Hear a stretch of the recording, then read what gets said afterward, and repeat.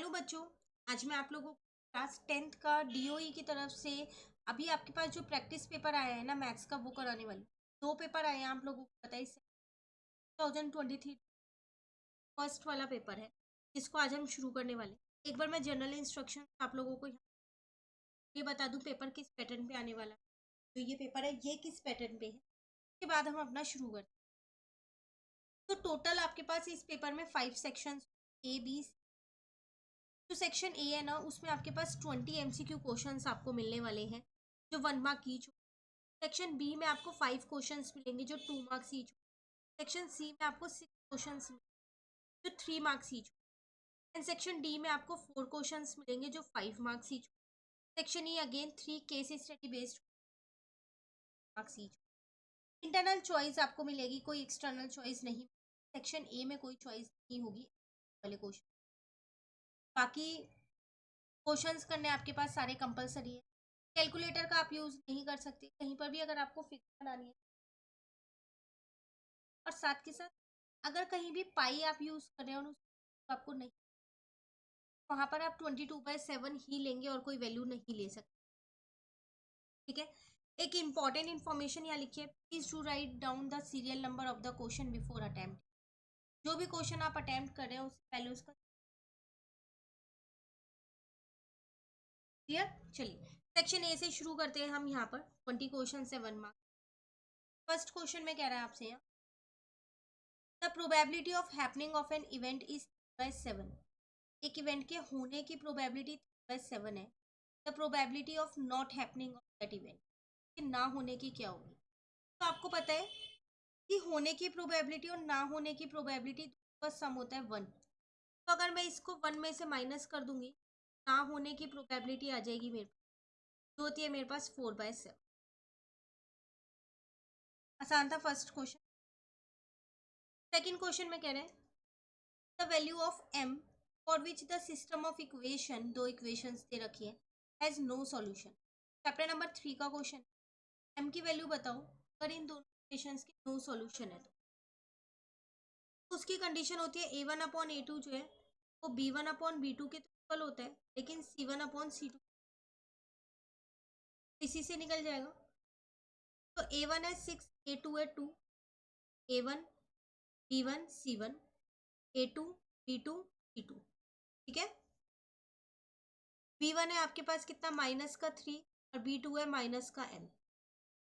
Minus से minus cut गया तो इससे काटा 3,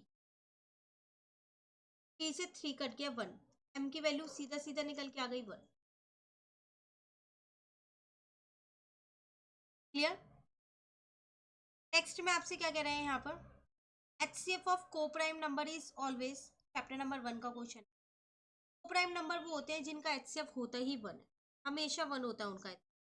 4 3 ले लो, HCF 1 होगा। 3 और 4 का भी 1 होगा। नेक्स्ट आपसे क्या कह रहे हैं, अच्छा को प्राइम नंबर है 3 और 4 मत लेना, 3 और 5 लेना। नेक्स्ट में आपसे क्या कह रहे हैं, if alpha and beta are the zeros of the polynomial then the value of alpha square plus beta. Chapter number 2 polynomials का क्वेश्चन। पूरा चैप्टर एनसीईआरटी से, सपोर्ट मटेरियल से, आरडी शर्मा से, plus extra question, case study, passage based question. इस chapter की हर चीज channel पे अपलोड है, आप वहां से बहुत अच्छे से।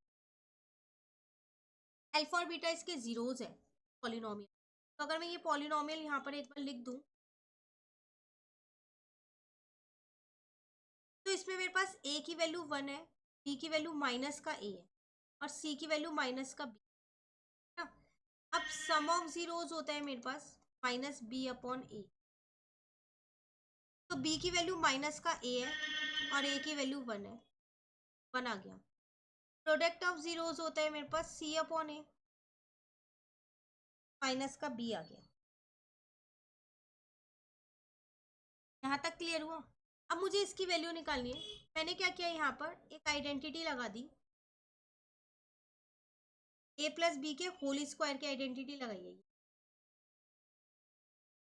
ये मैंने खुद से लगाई है। ठीक। अल्फा प्लस बीटा की वैल्यू मुझे पता है a स्क्वायर है, ये वैल्यू नहीं पता छोड़ दो, और वैसे भी क्वेश्चन में आपको यही फाइंड करना। अल्फा इंटू बीटा की वैल्यू माइनस का b,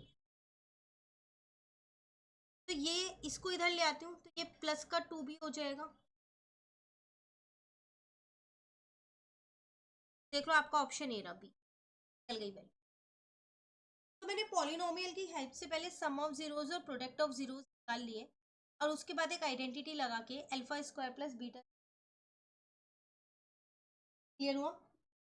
नेक्स्ट फिफ्थ क्वेश्चन में आपसे क्या कह रहे हैं यहाँ पर, a quadratic polynomial sum of whose zeros is -3 and product is, कह रहा है क्वाड्रेटिक पॉलिनोमियल बनाओ जिनके जीरोस का सम दे रखा है, प्रोडक्ट दे X square minus alpha plus beta into X plus alpha into beta. ये मेरी पॉलिनोमियल बनाने का फॉर्मूला होता है। अल्फा प्लस बीटा मतलब sum of zeros, alpha into beta मतलब प्रोडक्ट ऑफ जीरो। बन गई मेरी पॉलिनोमियल।